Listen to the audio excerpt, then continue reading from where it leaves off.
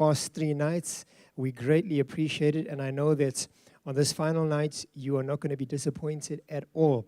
To those who are connected online, good evening to all our online viewers, and welcome back to day 3 of our KLM course. Well, at this time, before I do any more of the announcements, I'm going to ask if you could turn your attention to the screens, and we're just going to look at some of the highlights from last night, and then I'll give you some of the announcements for tonight. Thank you, media team.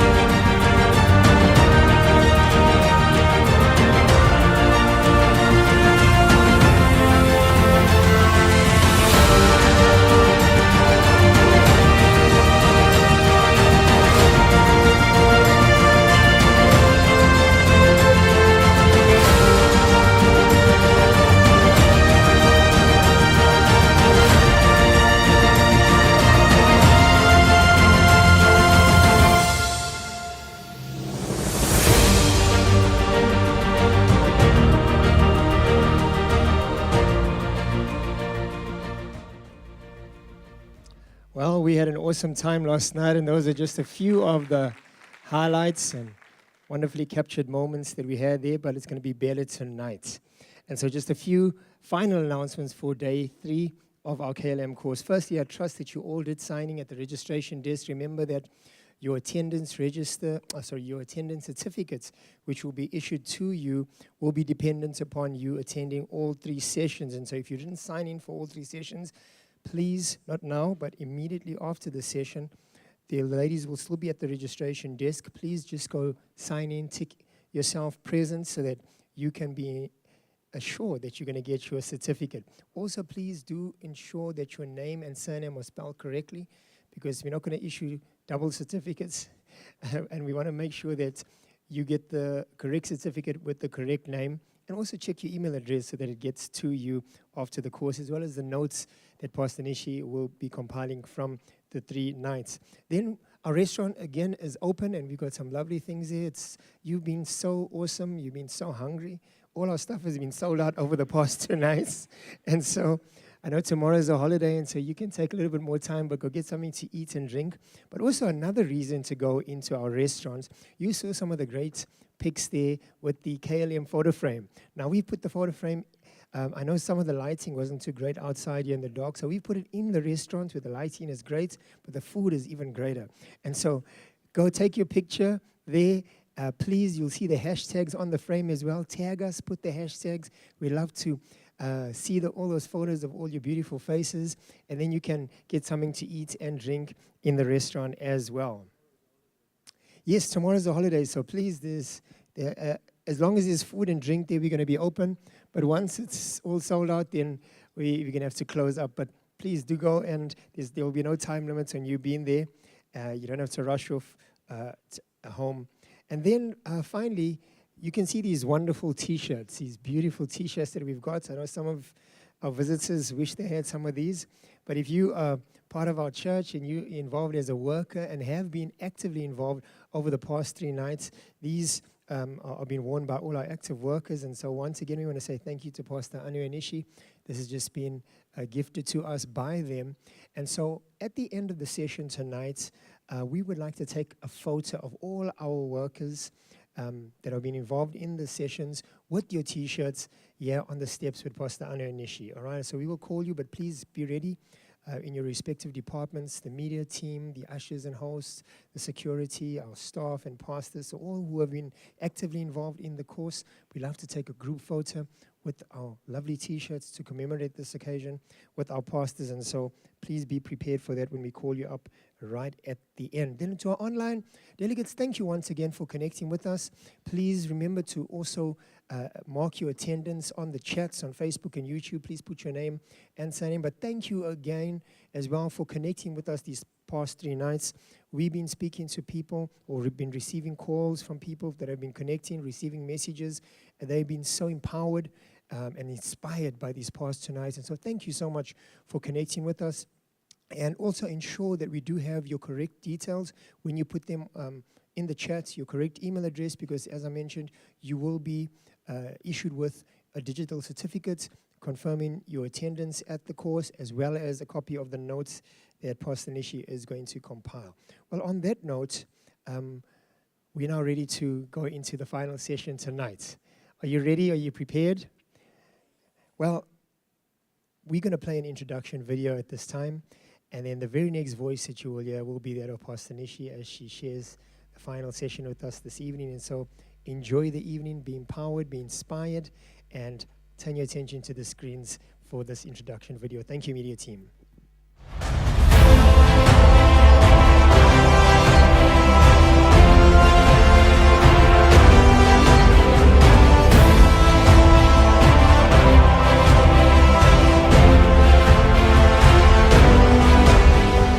Change doesn't have to be scary. It's easier embraced. You know, you're going to find that, yes, the pace of change is moving faster than you can keep up with.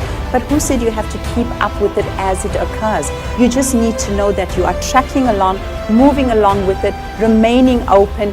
Change the way you see things, and things will change.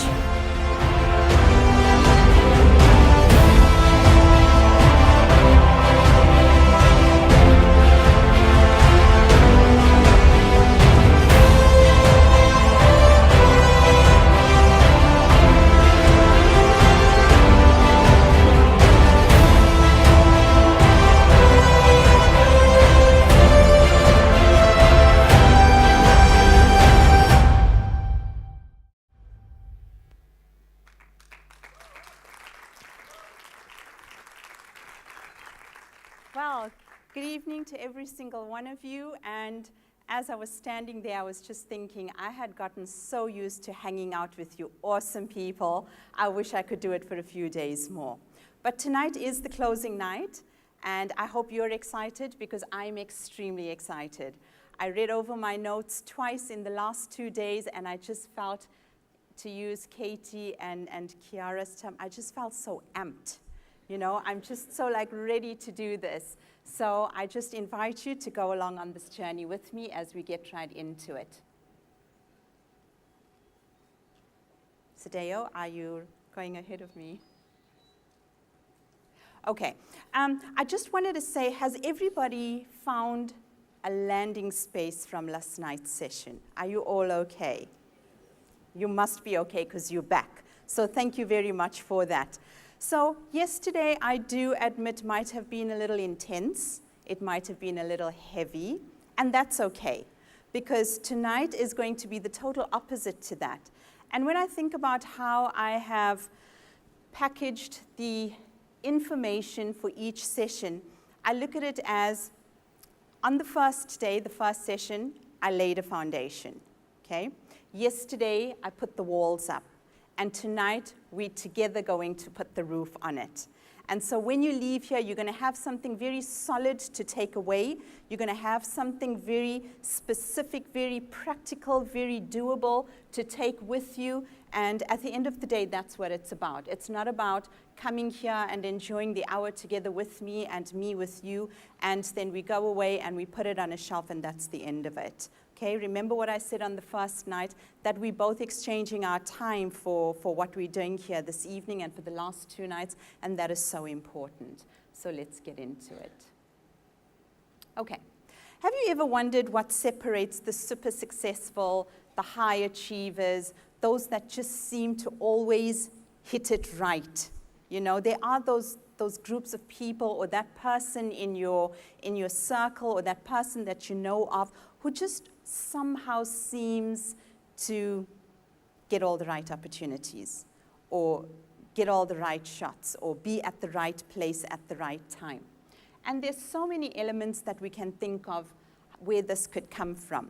Things like self-belief, believing in yourself, the value of asking effective questions, and we've went through that so much in the past 2 days. Living with a sense of urgency, which really is the opposite of being complacent, right? And all these things are wonderful. At the end of the day, each of us create our own worlds, and we do so with our thinking. And that cannot be changed unless we change our thinking.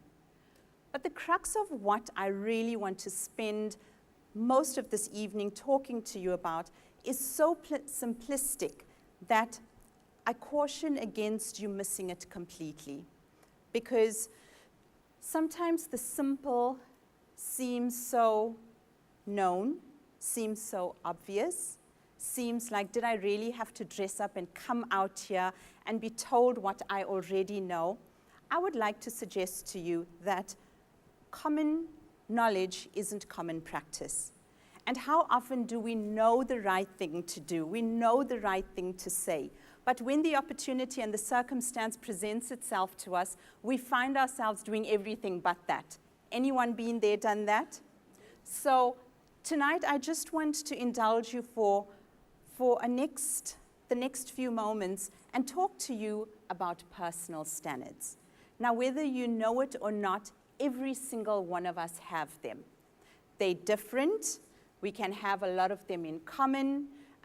We're going to talk about high standards. We're going to talk about low standards. But ultimately, everything that you have experienced up to this point in your life, everything that you aspire to, everything that, how you think, how you are, how you do. I know I'm running ahead of my notes, but I'm also just going to speak from the overflow, all right? And you're going to leave here with the goods. Is really your personal standards.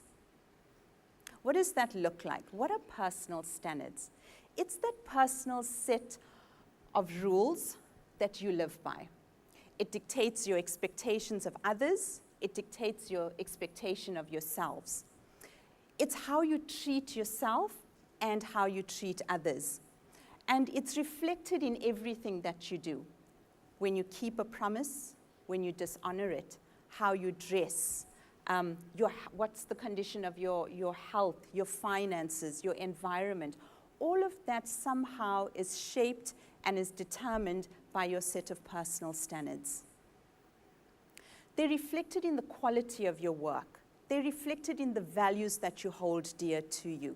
Everything you say and do as you communicate with your world, with your environment, and with those around you is a reflection of the personal standards that you operate with.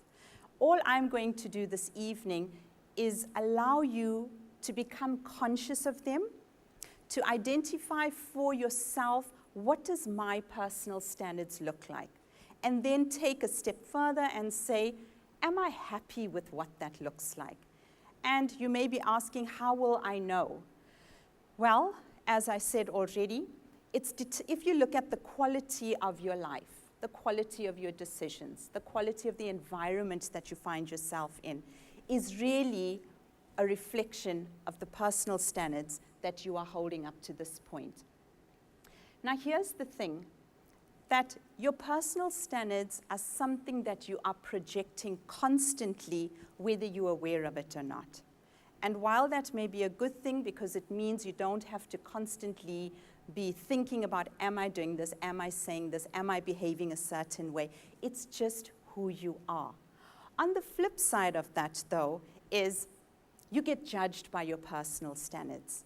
I can't recall immediately what that phrase says, but within the first, I don't know, it ranges depending where you're reading it. In the first 30 seconds, the first minute of meeting someone, they size you up. They get an impression of you, and they say that the first impressions last, right? So all of that is really talking about the personal standards that you are reflecting out there, whether you are aware of it or not. So how do your personal standards affect your goals? We all know very clearly, very well what goals are. We know about goal setting. We know we can call it by different names, as I've been saying. We can call it desires, targets, aspirations, etc. But those things that you really want to achieve. Now, I don't know about you, but more often than not, I speak to people that don't seem to quite hit bullseye with their goals. There are very few people that I know personally that say to me at the end of a year, I set 10 goals over 4 different areas of my life and I've achieved all of them. Not that they don't exist, but I'm saying they're not commonly known to me. And then you get into a conversation with them and you start looking at, why do you think that is? What is it that you have done, that you should have done, that you didn't do, that could have affected whether you achieved your goals or not? And so this evening, I just want to talk you through and show you a direct link between setting and achieving the goals that you intend to achieve in life and how that ties up with your personal standards. So if you set a goal for yourself, right, and I don't want you to be too fixated on the notes because I'm going to give you a lot of the notes in your packages when I send it to you. I just want you to really listen to me this evening because I want to have a conversation with you. Is that okay? Okay. If you look at your goals, generally it's something that has to be just a little bit out of your reach, right? Because if it isn't, then it's not a goal, it's just an action. Just go out there and do it. But a goal is something that is a little out of your reach, something that's going to take more effort from you, something that's going to take more focused and targeted and deliberate energy, change of actions perhaps, and that is how we set our goals, because goals generally is to take you from where you are this year to where you want to be next year or whatever your time frame it is that you work with. But here's the thing that has been discovered. If your personal standards are not aligned with the goals that you set for yourself, the chances are you're never going to achieve them. You can do the right actions, you can take the right steps, and do all these things that, these dynamics that are involved in achieving your goals. And like I said, there's apps for it. You know, there's so many things out there, there's so much of material, there's so much of help that can take you to the attainment of your goal. But somehow you find that despite all of that, being so well-armed and well-equipped, you still seem to be missing the mark. And to achieve that goal, you have to really start by introspecting and looking at what are the personal standards that I'm living by. Why is that? You see, when you set low standards for yourself, and we're going to get into what that looks like just now, and I'm going to get you to write some of them down for you personally. How many of you did yesterday's homework? Well done. I can see that you're really, really serious about what you're doing. So when you have low standards of yourself, of others, of your abilities, what you're able to achieve, what you are able to do, it doesn't matter how wonderful, ambitious, positive that goal looks like. If there's no congruence between that goal that you're setting and wanting to achieve and the personal standards that you are upholding for yourself, it's never going to come together. Let me break it down with a simple example. Let's just say you're setting a goal to get a promotion or to just move up the ladder at least by 1 or 2 notches in your career in the next year, right? So that's a wonderful goal to have. You agree? But then when we go over to your personal standards that you hold for yourself, remember I said it could be conscious or it could be unconscious. And a lot of the stuff I'm finding that we need to change about ourselves seems to be so automatic to us that we don't actually see it anymore. And that's what's lovely about sessions like this, and that's what I enjoy about sessions like this, is that it makes you look at it in a conscious way. that you become intentionally aware of what is there that you don't really see because it's so much just a part of how you do and what you do, right?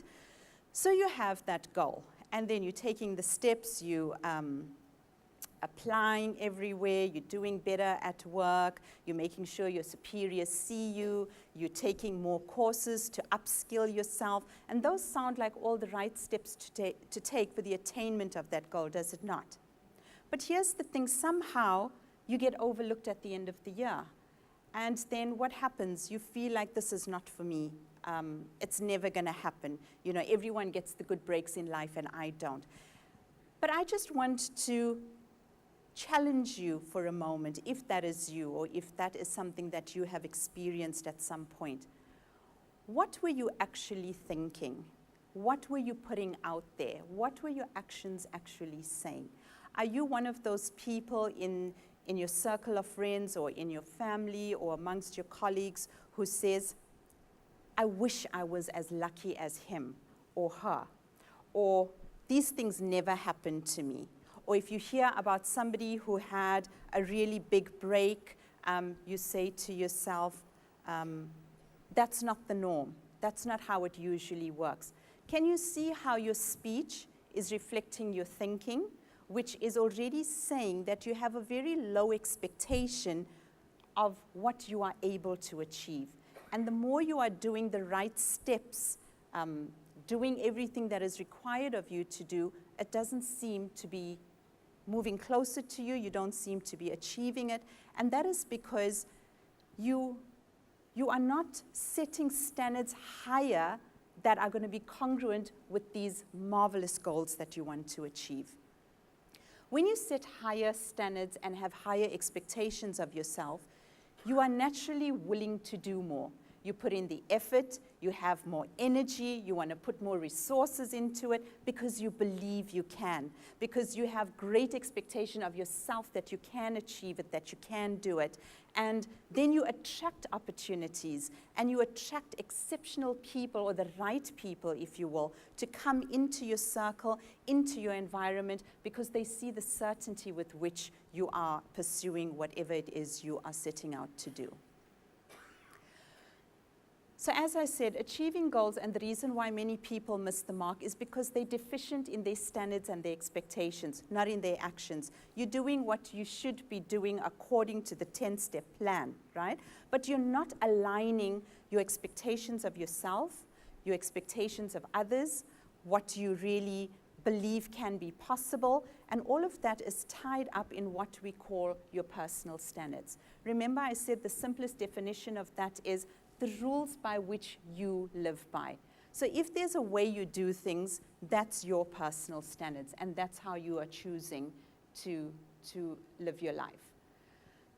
So how do you move then from where you want to be to where you are? You need to find the motivation to change. And everything about this whole course at different levels has been about change. How does that come? When you do that introspection, when you sit down and when you really examine, what are my personal standards? What do the expectations of myself and others look like? Let me take it a step further and say, people are able to determine the expectations you have of them by the expectations you have of yourself. So if I walk into a room and I expect for myself, I expect to be treated with respect, okay? I'm just keeping it very simple. I find automatically when I go into a space, I am treated with respect. Now just think about that in a positive and in a negative sense. If you walk into a room thinking, I'm so obscure, nobody sees me, I'm always given the seat at the back to sit at, I'm not as smart as everyone else in the room. While all of that may be true, because you have such a low expectation of yourself that you should be treated with respect, when you go into that space or you go into that room, you find that people, most times, don't even notice you've entered the room. I hope I'm not speaking Greek to any of you this evening, but that if you think about it, really honestly and soberly and seriously, you will find that what you expect of yourself is put out there and others treat you according to those expectations. And this is why it is so important for you in developing yourself to be the person that you desire to be and to live the life that you aspire to have, to make sure that you raise your expectations, raise your personal standards, and automatically those around you. So how do you reach that point of knowing when you need to change? You just look at the results you're getting currently. And if you're happy with them, then I would suggest keep doing more of what you're doing. But if you're not happy with them, and if you feel that you really want more, but you're not sure where to change, how to change the circumstances and the results that you're getting, then you have finally reached the position where you are ready to change. And that is when you realize that enough is enough. I'm tired of going around in circles, doing the same things, not getting the results I want. Is it more effort that I need? Is it more energy that I need? What is it that I need to actually change the end result? So how do you raise your personal standards? The first thing is to gain clarity. And this is very important. This has to be your starting point. You can't only chase what sounds good, what sounds nice. Oh, that sounds like something I should try. Let me go with that. That's not how it works. You need to sit down and ask yourself, what is it that I want to achieve personally, right? I'm not talking so much about goals anymore. I'm not talking about any specific area of your life right now. I'm just talking about you as a person. What is it that you want to achieve ultimately? Because if you don't know what to achieve, all the effort and all the action that you're going to put into it after that is never going to hit the mark. And when you're looking at what that looks like, look at it from your desired end result. Don't look at where you are, because then you're going to remain in your limitation. Open your mind a little bit and say, this is where I am. I'm this insecure, intimidated, pessimistic thinking, negatively wired person, right? But what do I want to achieve the goals that I'm setting? How do I want that person to look? What do I need to change in order to reach that? Well, firstly, I need to change the way I'm thinking. I need to change the way I look at myself. I need to change maybe the company I keep that only talks gloom and doom all the time. So are you getting the idea of what I'm saying when I say you need to identify what it is that you want to actually achieve? Then the second step, which I've covered already, is assess your reality. Look at where you are currently, but don't set the standards that you want to imbibe and cultivate and have for your life from where you are. Look at it from where you want to be. And then ask yourself, and these questions are so critical, I cannot emphasize them enough. And I want you to just think about them for a moment, because I did this exercise and I did it with my family as well. And I said, have you ever thought about that? And to be honest with you, it was the first time that I actually consciously did it. So I want to encourage every single one of you as your exercise to do that. Look at the standards that you currently imbibe, right? And ask yourself, are those really yours? Did you set them for yourself? When did you set them? If you didn't set them, then who set them for you? When did that happen? Why did you adopt those standards as your own? Now, may I suggest to you that, remember, I said it's the rules by which you live your personal life, that the two main sources of those generally are your childhood and then your environment, right? The way things are done around you, the way things are said, the way the thinking that prevails around you. As you grow up, that becomes part of who you are, right? And then as you go along, they become embedded in who you are. And while there is nothing emphatically wrong with that, if you start looking now as an independent thinking adult, young adult, youth, and you're looking at the results you're getting and you're not happy with them, then I'd like to suggest that you look at the standards that you have set and the source of where they came from. It's important to acknowledge the origin of these standards, because while they may have served you up to a point in time in your lives, where you want to go now may look very different to where you wanted to go 10 years ago. The person that you want to be now, with all the exposure, all the experience, all the knowledge, all the environments that you've been exposed to, may look very different to the way it did 5 or 10 years ago. So that is why it is very important to do this introspection and to see that, are they still sitting well with the direction you want your life to take, right? So it becomes very, very important to do that, because you're going to find as we go along in our notes that you are going to start having to look at the ones that are not serving you well anymore, or the ones that may never have served you well before, but you didn't actually realize that this is the way I do things. This is the way I think. This is the way I behave, and that is what I've been attracting up to this point. What is the next point in trying to raise your standards? To find inspiring role models. Now, let me be very quick to say that when we talk about role models, it seems that people look at an individual who, for example, is very successful in business, right? They're winning all the business awards and they're doing marvelously. And then we think, that's what I want to look like. That's who I want to be like, sorry. And then you adopt that person as your role model. But here's where I want to caution you. Having a role model doesn't mean you just imitate and copy everything that person does. Please understand that. Number 2, you cannot have, or I don't think personally, that a role model necessarily has it all together in every area of their lives. So if you're great in business and you're getting all the awards, clearly you are doing something right. That is where your strength lies. That is where your passion lies. That is where your talents are really coming to fruition. But it doesn't mean that you're necessarily the best person to follow of what a marriage should look like, the best person to follow of what a solid person as a friend looks like.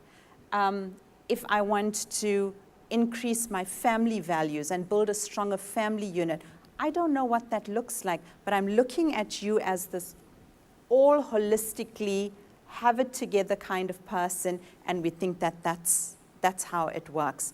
I would like to rather suggest to you, look at the different areas that you want to achieve in. Look at the different areas that you really want to see accelerated growth and development in. And then look at those people that are projecting that in those specific areas, which means what? And remember, all you're drawing from them is inspiration. You're not going to them and saying, give me your 10-step plan, what should I do, how should I talk, etc. Right? You are watching from a distance, you're imbibing, you're trying to be in their presence and around them to see how they behave, how they talk, how they respond, how they react to things that happen to them. And then you take what is going to work for you. So if you do it that way, then that means you won't just have one role model, right? You may have someone that's a role model to you in business. You may have someone that's a role model to you for wanting to expand and increase in your career path. So that is just something I wanted to leave with you this evening. That don't look at a strength in somebody successful and think that that is all-encompassing. And then if you see, and this is the other reason why I suggest you don't do that, because I've had that experience. If you make that person the core focus of what everything you want to achieve should look like, and then you find that there's something that comes to light that shows there was really, really a deep embedded problem in one area, one aspect of their lives, it can be so deflating. You can feel so disappointed. And you suddenly feel like, you know, nobody is worth following. They appear to have it together, but really they don't. Is it for real? Isn't it for real? But in all fairness, what has happened? You have seen them publicly being so strong and so successful in business, and you for yourself assumed that that's what their family life looks like. You've assumed that's what their marriages look like. You've assumed that they've got it together in every other area of their lives without them necessarily having claimed that. And then here you are sitting all disappointed and feeling like your role model, your hero, has now fallen. And so where does that leave you? Then set clear standards once you've done that. Be very, very intentional about it, right? Look at every area, identify the set of standards that are important to you, that you want to imbibe, that you want to follow. And then what's the next step?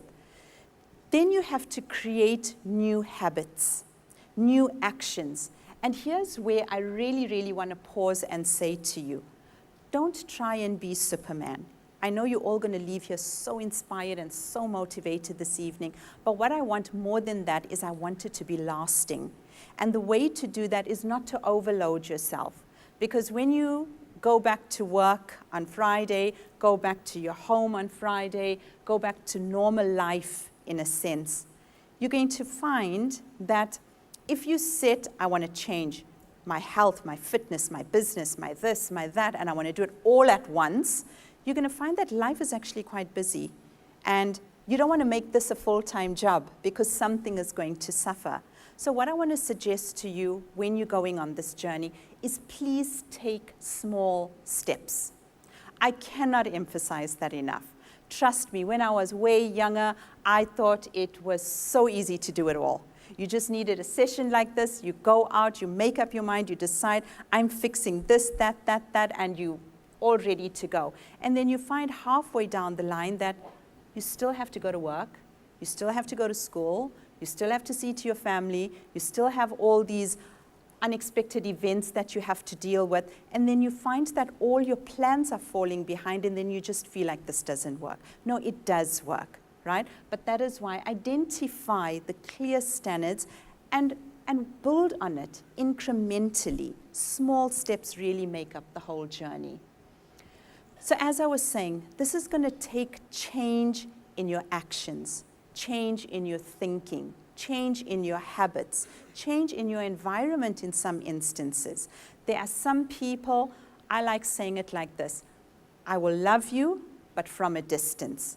Because where I'm going, we're not talking the same language, we're not thinking the same way, we're not believing the same way. So you're great as a person, and I love you as a person, but I cannot keep close ties with you. So these are some of the really real changes that you are going to have to consider making.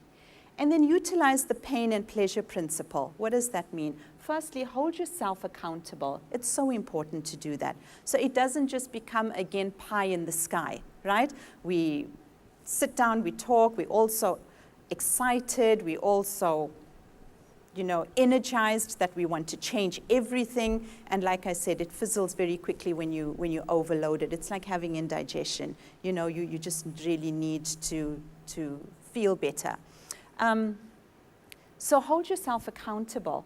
And when you do get it right, then reward yourself in some little way. I find one of the best ways to reward yourself is to go and tell somebody very close to you and somebody you can really trust and somebody who really believes and wants to see you grow and develop. Say to them, I set myself to do this, and guess what? I did it 3 times this week. And you feel so good about yourself. Now you've told someone, and then immediately they start expecting more of you as well. What are the guidelines then to help you raise your standards? Firstly, as I've said, it's not going to be an easy process. So if you think that just going home, writing down 4 points, and then it's all going to fall into place, it doesn't work like that. There's going to be bumps along the road. You're going to have great days where you're going to do it perfectly well, and then you're going to have really, really difficult days where you feel like you've just thrown all your toys out the cart and nothing is working, and that's okay too. But just get back on the bandwagon straight after.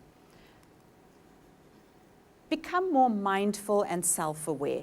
And this is what I'm actually talking about.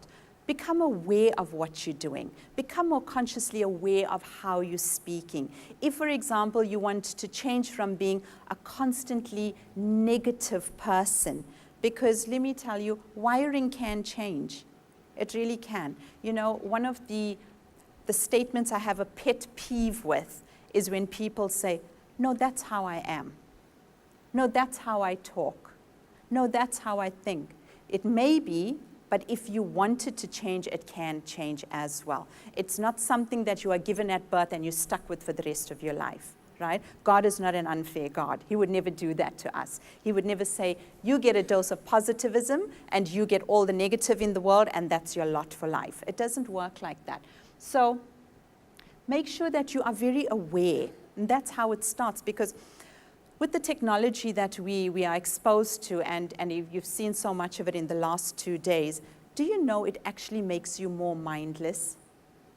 Because think about it. If technology is doing everything for you, you actually don't need to be focused anymore. You just get up in the morning, it takes you straight to weather.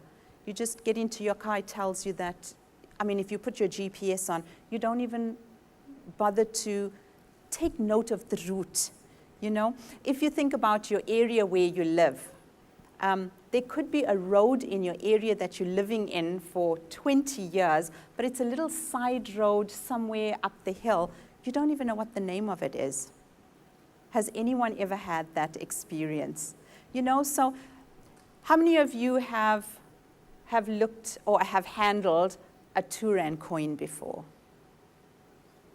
No? Nobody's held a 2 Rand coin in their hands? I should hope there'd be more of you. Okay, if I had to ask you, please describe what's on it, would any of you really be able to do that? And tell me in good detail what's on a 2 Rand coin? But just think about how often it passes through your hands, you know? So we're not mindful anymore because of what modern technology has done to us. Yes, it's made our lives easier for sure, 1,000 times yes, but it's also made us less mindful. So the first thing you really need to do is become mindful, and that's how you're going to make the change stick. Be aware. If you say, I don't want to be negative-minded anymore, then say to yourself, today I'm going to be aware of how I speak. So if somebody says to you, how are you today? And you go, I'm fine, but... You know, I would wish you just stop at I'm fine. Because the truth of the matter is I'm just being courteous. I don't actually want to know the detail of how you're doing. And that goes for all of us, really. But the point I'm trying to make is when you suddenly start thinking about, what am I saying? What is that saying about me? Am I changing that habit? And then arrest yourself right there. You know, start with, I'm fine. Because why? You're listening to what you're saying, right? It's not just rolling out your mouth, because that's the other thing. We're so used to speaking a certain way, we don't even realize it. We can say it in our sleep, actually. And then develop appropriate actions, behaviors, rituals, whatever you want to call them. And this is what I'm talking about, right? Because that's what's going to make you effective. Change your actions. You do an action long enough, it becomes a habit. Right? When it becomes a habit, then it becomes your standard way of doing things. And I want to really just hone in on the bottom point there. Don't overcomplicate things. It sounds so simplistic. Write it down if you have to, because some of us just think that the more complex it is, the more ingenious it's going to be. It doesn't work like that. Please keep it simple, straightforward, and progressively develop it over time. You don't have to set unrealistic timeframes. I mean, I know some overachievers that they set such crazy timeframes to achieve stuff, and I say to them, but why? You can still achieve it in a reasonable time frame and enjoy the journey along the way. And that sounds so much better. You don't have to sleep at 1 o'clock in the morning for the next week just so that you can achieve it in that given period of time. The important thing is to be mindful, be aware, know what you want to achieve, and keep your eye on that. Then set yourself performance standards, right? What does this mean? It goes back again to incremental change. Say to yourself, in the next week, I'm going to change this one thing about me. Let's just say I'm going to be more aware of how I speak. That's all you're doing. right? And then in the next week, you consciously do that. Even if you still have your slips, even if you still say the negative stuff, what have you achieved? Being aware of how you speak. And then in week 2, now that you've built that awareness, say, I'm going to stop saying X. Let's just say every time somebody asks you how you are, you say, I'm well, but, and then you give the whole trail. Just say, I'm going to stop saying that. And then you keep building upon that. And then before you know it, you've changed your way of speaking, it changes your actions, it changes your environment, and you're feeling so much greater about it. So the small tweaks, the small steps make a big difference overall. Learn from your mistakes. Every single one of us make mistakes. If you've never made a mistake, it's only because you've never tried. And the only way to make no mistakes is really to do nothing. So when you make a mistake, don't think that means you must go back to your old ways.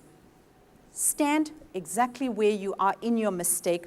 What did I do wrong? What could I have done better? And take that with you and go forward. Do you think you can do that? Of course you can. And then take risks. And this one I say it guardedly, but I'm not saying take some crazy big steps. If you feel like I'm being overly compensating with myself, I'm giving myself way too little to do with this whole change process, because sometimes we can go over to the other side of the pendulum as well, right? So Nishi said small steps, yes. So for the next month, all I'm going to do is change how I say about how I'm feeling. No, you can do better than that. And then you're going to find you're going to enjoy the change so much, but it's going to feel like, surely this can move a little faster. You know, I'm in my 50s. I want to achieve a lot more in a lot shorter space of time. And then you can take a chance and shoot for the stars, which means add on maybe another layer, another activity, another action, another habit, and see where it takes you. If you find it's taking you off course, then adjust your sails, you know, bring it down a notch. But if you're feeling like, okay, my capacity has grown and this is working, then you go with that. But unless you take the risk, you're never going to know what you're capable of. How many of you have said things like, I will never go for a boat ride because I hate being on the water. And then you were somehow forced or coaxed or whatever, and you did it, and you found you actually enjoyed it. And here you are thinking, I will never. You know, so never say never. I have a lot of nevers. I'm working on it as well, but I'm just saying, never say never, because you never know. Don't make comparisons. And I was thinking as I was getting ready this evening, especially to all the young people in the house, if there's two things, two big C's I can leave with you specifically, because I know how difficult it is to be a young person in today's world. Not because I'm one, even though I look it, thank you, but because I have young people that I have raised. Never ever make comparisons. That has to be one of the biggest killer of dreams, the biggest killer of change, the biggest negative effect on you wanting to develop and improve yourself in any way. You see, what we don't realize is if you're trying to achieve something, right, and you have your unique set of circumstances, you have your own challenges to deal with, you have your own limitations you've got to work through, but you want to reach this point. Now remember what I said, you're working through your own unique situation to get here. While you're looking ahead, you see this person who's already there. And they're your age, they go to the same institution you do, or they work at the same company that you work for, and you look at them and you think, it's never going to happen for me. Just look at them. They've got it all together. They've achieved it. They're doing so well. But you don't know what their circumstances look like. You don't know what hoops they've had to jump over. You don't know how much harder or less harder than you they've had to work. You see, all of us have our own paths to walk. We all can have the same dreams, we can have the same goals, we can have the same aspirations, and that's great. But never make comparisons in your journey getting there, because then you'll actually talk yourself out of it. Don't get complacent. And this is especially true of high achievers. If you think you're doing well or you are winning in a certain area, don't settle for that. Don't suddenly feel like I have arrived, because then you're setting a ceiling on how much higher, better that you can do and you can be. As I've spoken through yesterday, change is happening at such a rapid pace.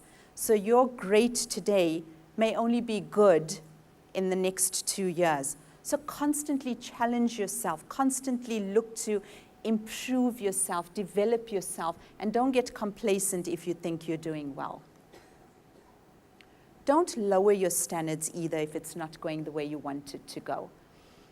It's not a time to settle when you hit a wobble, when you feel like you have made a mistake. That is the time to actually put in more effort, more resources, and understand that you are on a journey to get somewhere.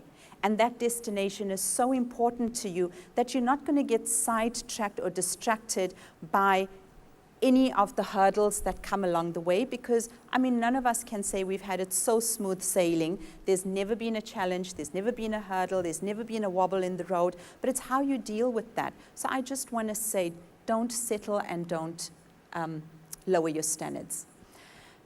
And that for me personally has worked so marvelously well. So when you look at people and you see them winning in a particular area, always remember it's based on the internalized expectations that they have, both of themselves and of others. So I treat myself with a lot of respect, and I expect others to treat me the same.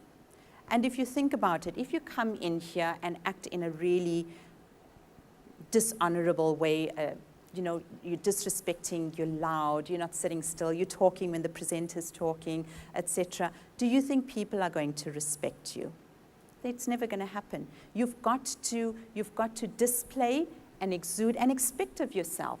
Set your standards higher. Look at what it is you really, really want to achieve, and you'll definitely hit the mark. So I want to pause for a moment and ask all of you. Write down 2 expectations or personal standards, and please don't look at each other's work, okay? Write down 2 standards or expectations that you can identify of yourself which hasn't served you well up to this point, and 2 that you think you'd really like to work on, okay? And when you're done doing that, I want you to write down 2 standards or 2 expectations you'd like to imbibe going forward.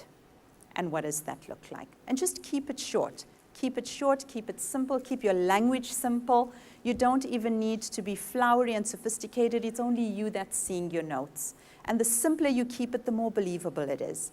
I keep saying the same thing over and over again, but I cannot tell you from personal experience how remarkably true that is.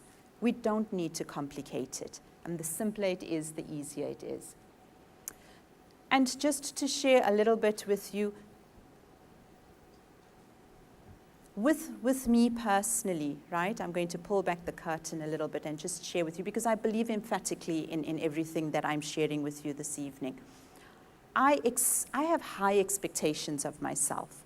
Now, I don't want you to set your expectations so high that it's beyond your ability. It's really not who you are, and just because it sounds good, you're setting that to be that, because it's only going to harm and damage your health, your relationships, and all the rest of it, right? But have high expectations of yourself. I was just thinking as I was preparing this evening of some of the things. I make an effort in everything that I think is worth doing. So when I work with people, or when somebody is doing something for me, I expect them to do the same. And that is a wonderful way to be. But imagine if I had to be very haphazard, very substandard, just do the basic to get through, and then you treat me like that, and then I have a problem with it. It doesn't work like that, right? I was thinking about a few examples very recently.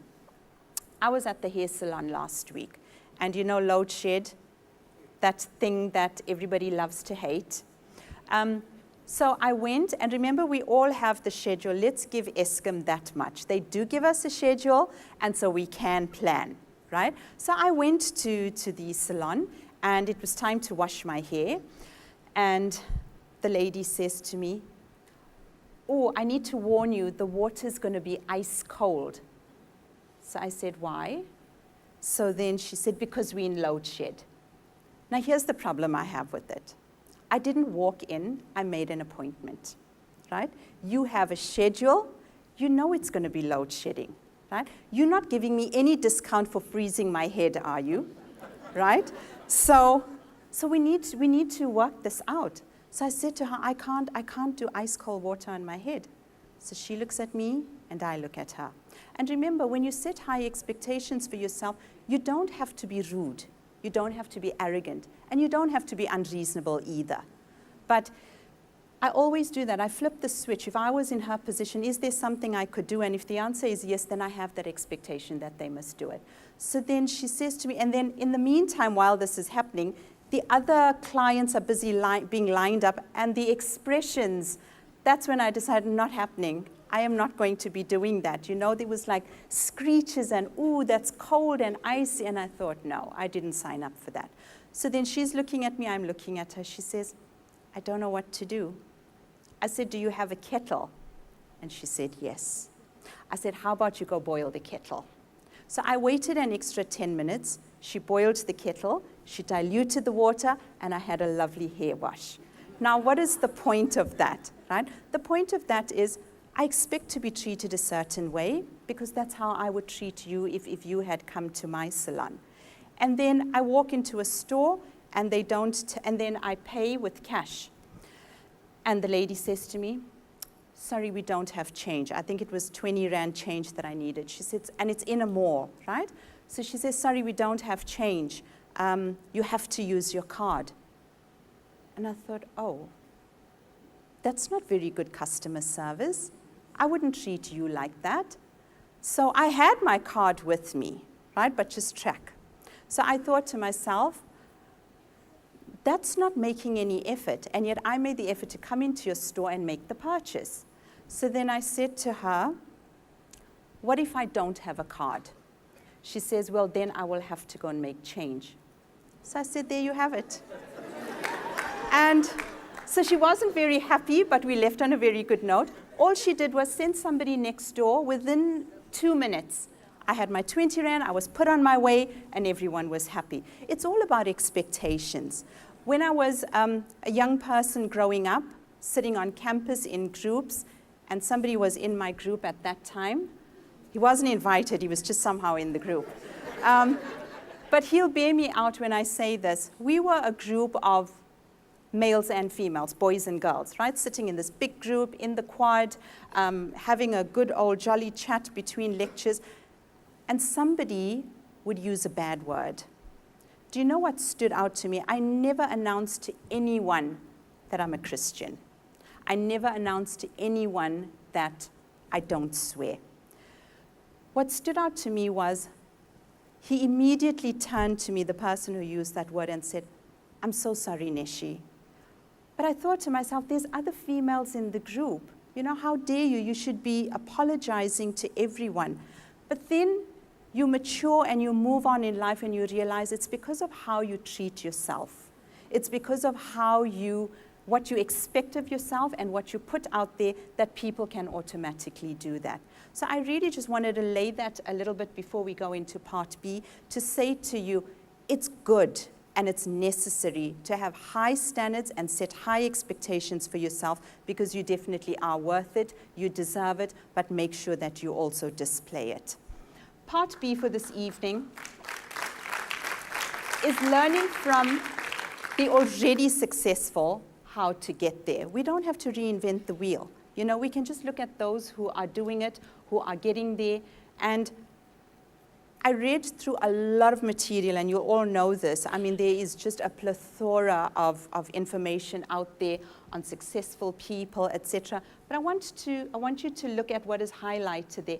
Consistently doing simple things.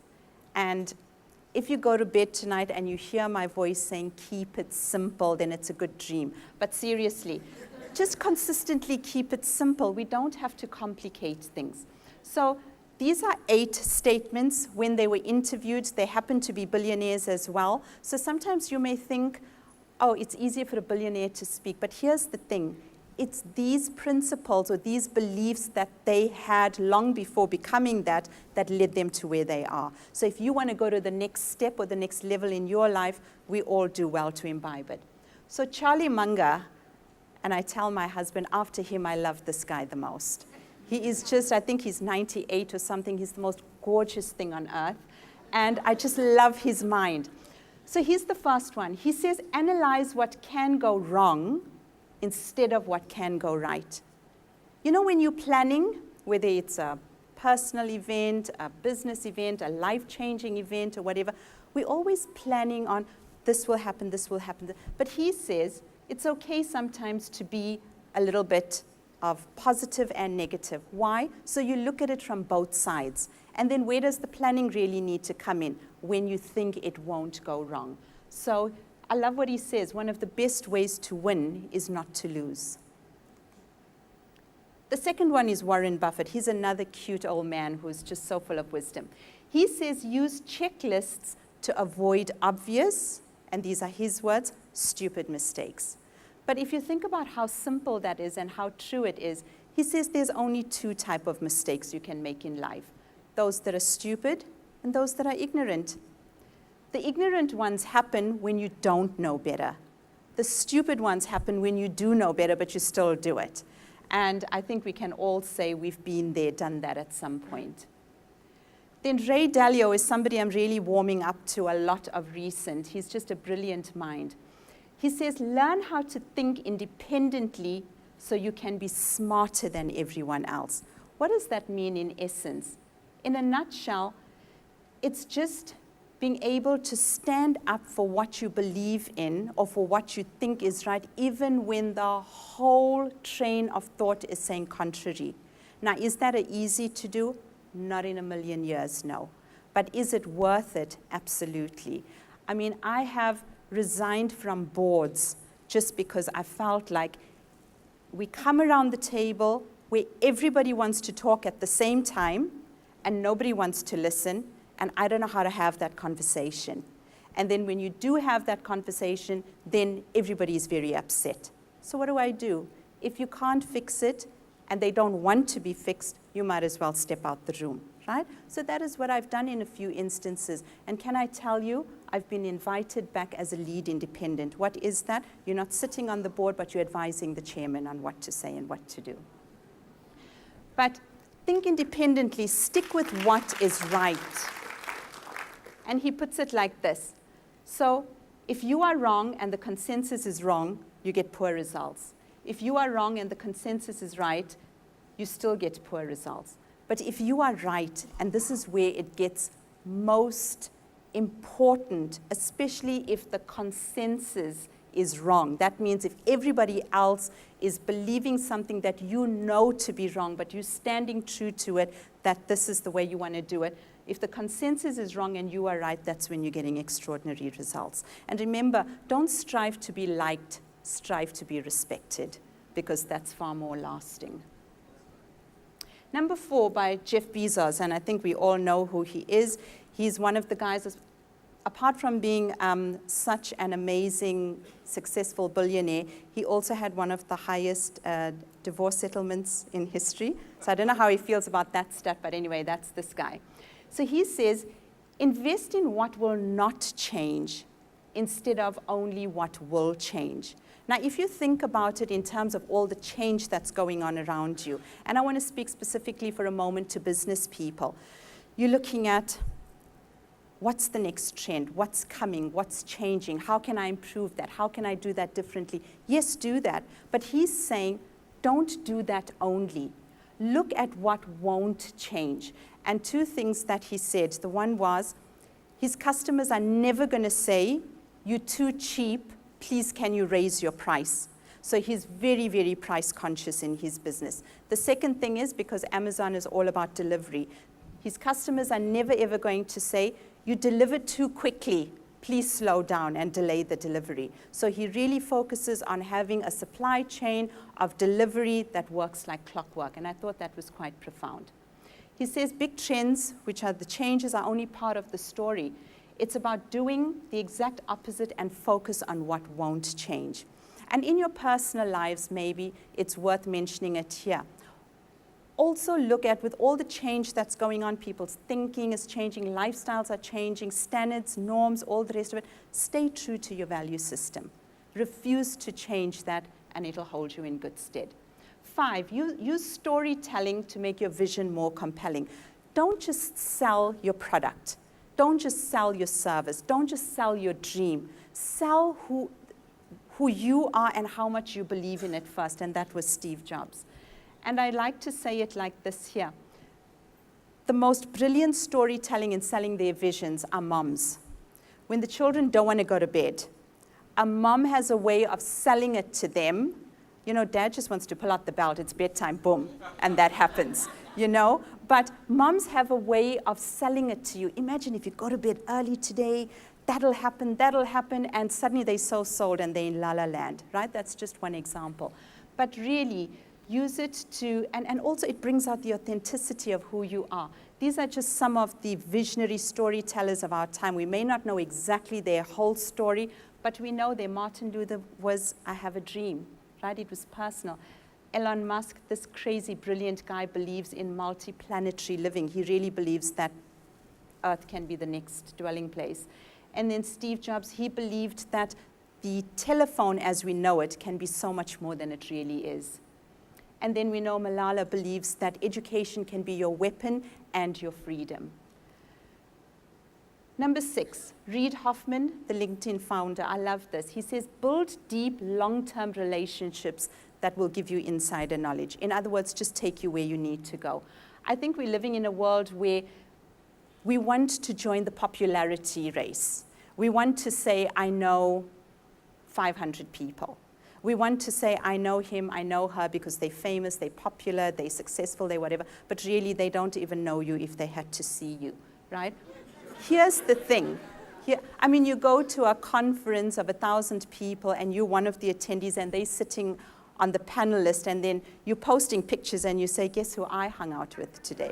Guess, you know, I would say, he says, if you have 2 people that you spend time with and you are picky about who you spend your time with, your success is far greater enhanced by knowing those 2 people than knowing 200 people superficially. And I find this to be so true myself. It's not a popularity contest. It's not about going to I mean, I know so many wonderful people. They go to absolutely every free event that's available. But whether I can see them yielding any positive results from it, I can't actually say. Number 7, Elon Musk. Use decision trees to make better decisions. I applied this rather recently. So as you know, some of you know, I recently turned 50, right? But a lot of things changed in a very short time for me. So I had to sit down and decide, last year, this is what the plan for 50 looked like. And this year, it's looking somewhat differently. And I was really in a quandary about it. And I sat down and I did this simple decision. And once the decision was made, everything moved in that direction. And it is such a brilliant way to do it. And it doesn't have to be a big decision, a business decision, just in your personal life. What do I want? Do I want to take this job? Do I want to go on holiday? Whatever it might be. They're particularly useful for avoiding risks and big bets. And I love the way Warren Buffett says it. He said, you can listen to me, right? He says, if I give you a gun with 1 million chambers in it, but there's only 1 bullet, and I say to you, pull the trigger, and I'll pay you any amount for it. So what's the chances of him getting the bullet? 1 in 1 million, right? That sounds like a very, very low chance. He says, it doesn't matter how much you pay me, I'll never do it. So that's making a good decision. Why? Because no one can guarantee whether it's in the first chamber or the 1,000,000th one. And he says that smart people make this mistake all the time. I always like saying it like this. Well, it's not my saying, but I believe in it. If it looks too good to be true, it is. walk away from it. Don't look at the short-term benefit. And this is what the decision tree looks like. And this is exactly what I did. I sat down one evening 2.5 weeks ago, and I went, if I go with decision 1, the probability of success and failure. If I go with decision 2, same thing, right? And then he says, and I love that, and it is so true, you don't need a PhD to do that. Just write it down, whatever that looks like for you. If I do A, this, that, and the other, what might I regret about this decision, right? Will it matter in 3 years from now to me? And if it will matter to me, then it means it's pretty important. But if it won't matter that much to me, then it's okay to let it go. Sometimes you have to give and take. There's win and lose. It's not always going to be a win-win. And then he says, add and subtract all the expected returns and losses. And the one that's giving you the better return of the two is the decision to go with. It really is that simple. That's what I've just run through now. And then the final one. Sarah Blakely from Spanx founder, and all the ladies said, thank you, Sarah. She says, train yourself to love failure rather than fear it. I'd like to tweak that a little bit. I'd like to say, train yourself to learn from failure and not fear it. I don't think you have to love failure. I don't necessarily want to attract it, but I do want to learn from it. Because if you think about it, whatever negative, difficult experience you've had in life, whether in business or in personal, your greatest lessons and growth have come from that. It has not come from all your victories, your wins, your awards. Those are great and they spur you on and they inspire you, but they don't help you grow. So learn from them. And this is where I want to conclude.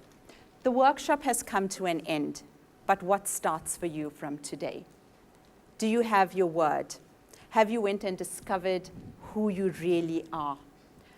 Intentionally changing and learning to keep pace with your world. Ultimately, your best investment is to make the change, to go out there, take the first step, and be a more successful you, because you definitely can. Thank you very much. I just want to say,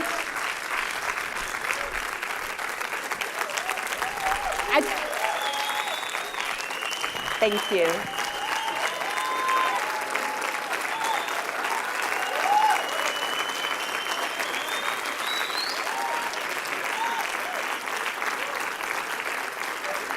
Sorry, maybe I got the order wrong. You're going to have to just reserve that applause. I just wanted to say one thing very quickly before we hand over to the host. Just 3 very quick thank yous. The first one is to the host, my dear husband, senior pastor of NCF, who put all of this together with all the planning. And then to the entire KLM team, headed by Pastor Sadeo. You really have been the most awesome team in the world to work with, because this was a new project for me, and you just made it so seamless. I thank you so much. And then third, final, and best of all, is to you, audience.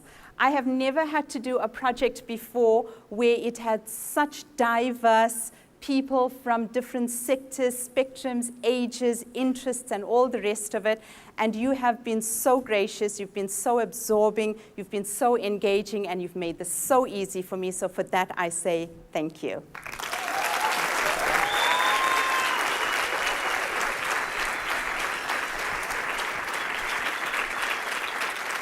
I'm going to stay up here.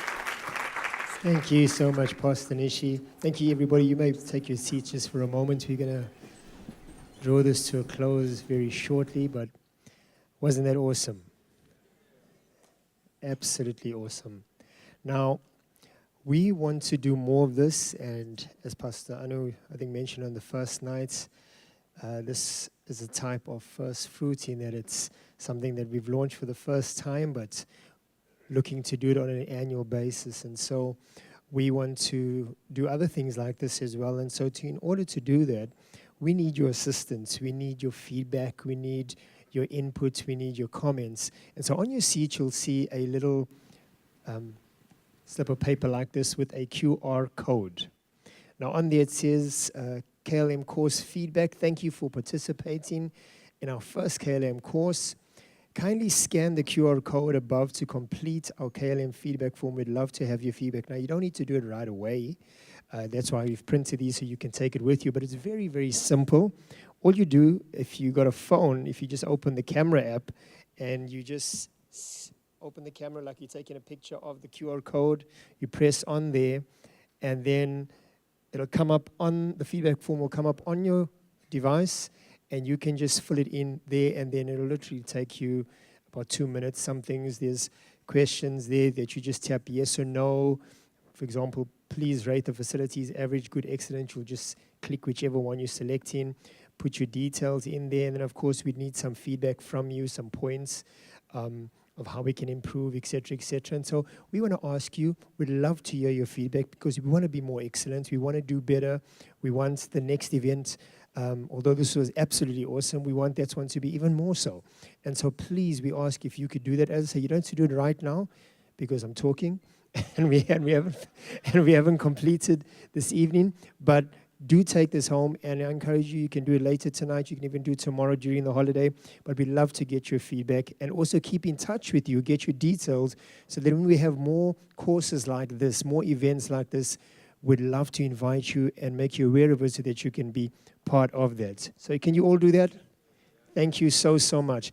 Now, I know we said thank you, and I know you all gave a round of applause, but we want to do more, and so I'm going to ask the media team just to put something up there, and then I'm going to ask Natisha and just if they could just bring that up very quickly. But to Pastor Nishi, thank you for this life-changing Kingdom Lifestyle Management course. Now, Pastor Nishi is not only the pastor of NCF, but she is a professional consultant. She has her own consultancy, and so if you want to get in touch with her, these are her handles where you can contact her, follow her, get in touch with her. Maybe you would like to get her involved in your business, your company, somebody that you know that she could add great value to help you be more excellent in what you do. And so you can get in touch with her on those platforms, and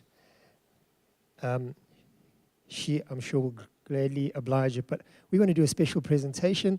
This is from Pastor Anu and the family at NCF, just to say thank you so much for tonight. And so we absolutely greatly appreciate it. Come closer.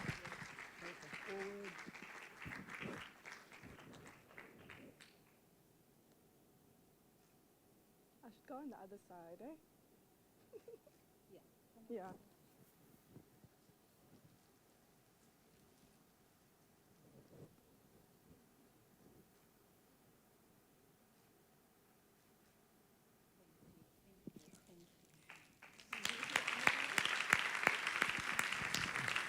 Okay, thank you so much. Now, before we hand it over to Pastor, and we're just going to close this evening off, we want to ask all the team that has been actively involved in the last 3 nights that have these lovely T-shirts like these, if you could quickly come forward. We're going to ask you to come and position yourselves. Photographers, if you can just help us position ourselves very quickly here on the steps. We're going to call on Pastor Nishi and Pastor Alan just to take position right at the bottom in the center.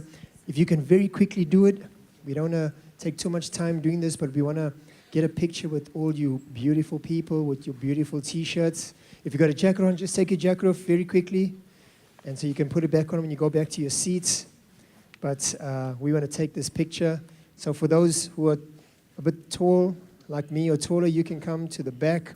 Those who are short in stature, you can be in the front. And so if we can quickly just come up just to do that, so we can take this pic together.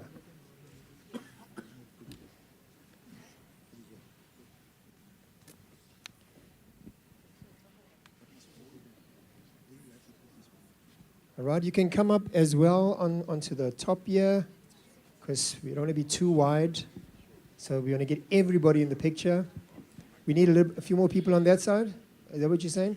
Okay, if everybody can just take a few steps to the left, to the left, to the left. All right, a few more steps to the left. Come this way. Thank you, Tandi. All right, is that balanced, Tinashe? Are we all fitting in?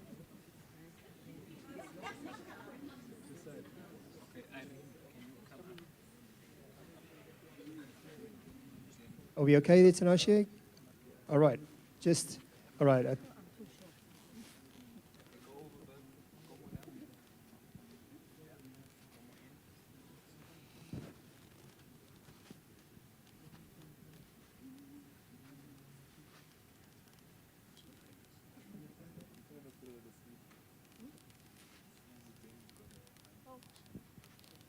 All right, just one more thing. Oh, we were looking at that cameraman. Great. All right, everybody, if you can look at Tinashe on the chair there, and if you can smile.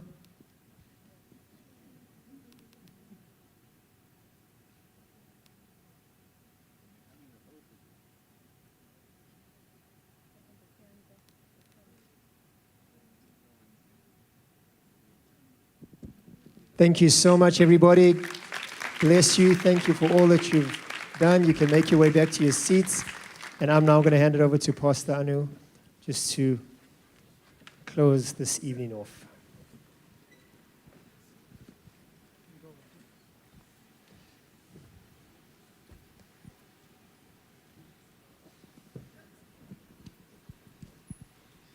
Thank you. Well, good evening, everyone. This past, we planned so long for this, about 2 months, I think it was, 3 months. And our 3 nights have finished so quickly. And it was absolutely amazing. Amen.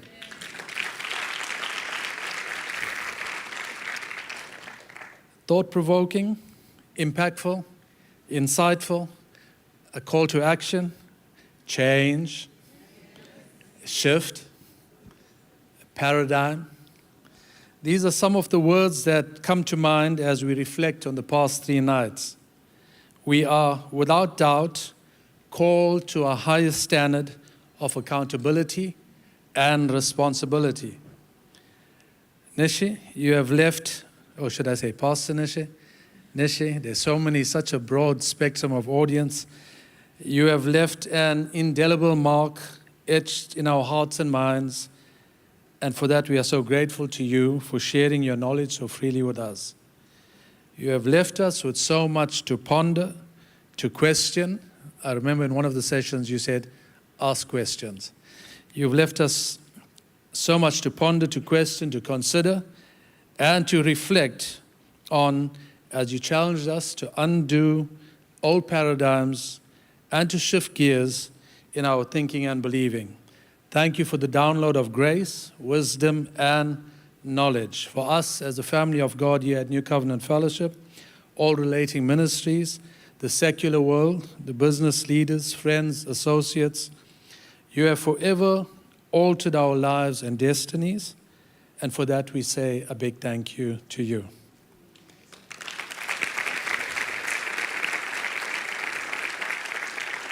To all our amazing delegates across the nation, we've had people connect with us from the DRC, Kenya, USA, Australia, New Zealand, and tonight from Papua New Guinea. Who made these 3 nights so successful. We salute you for joining us nightly and for making an investment in your self-development. From me, the host of KLM, the senior pastor of New Covenant Fellowship, I, together with our excellent KLM team, I officially declare KLM 2023 closed. Thank you, good night, and God bless you, all you amazing people. Hallelujah. See you soon. Hallelujah. Thank you, thank you, thank you. Thanks, Pastor. On your way out, please, just a reminder again, our restaurant is open. Please get something to eat and drink, but also our KLM photo frame is there. Before you go, please do take a photo in the frame and tag us, put the hashtags, include us, and have a great Freedom Day tomorrow. God bless you. Good night.